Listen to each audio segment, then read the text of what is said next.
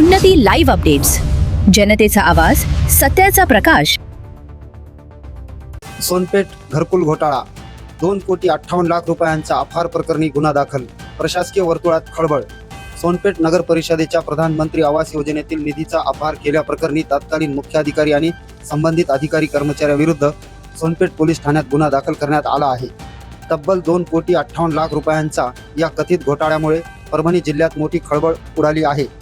मुंबई म्हाडाचे अधिकारी महेश विष्णू चव्हाण यांनी दिलेल्या फिर्यादीनुसार 10 जानेवारी 2019 ते 8 जून 2022 या कालावधीत राज्य नोडल एजन्सी मार्फत सोनपेठ नगर परिषदेला घरकुल लाभार्थ्यांसाठी निधी वितरित करण्यात आला होता. नियमानुसार हा निधी थेट पात्र लाभार्थ्यांच्या बँक खात्यात जमा होणे अपेक्षित होते. मात्र संबंधित अधिकारी आणि कर्मचाऱ्यांनी संगनमत करून हा निधी लाभार्थ्याऐवजी इतर व्यक्तींच्या बँक खात्यात वळवल्याचा गंभीर आरोप आहे. या प्रकरणी सोनपेठ पोलीस ठाण्यात सरकारी निधीचा अपहार, फसवणूक आणि विश्वासघात केल्याप्रकरणी भारतीय न्याय संहितेच्या संबंधित कलमान्वये गुन्हा दाखल झाला आहे.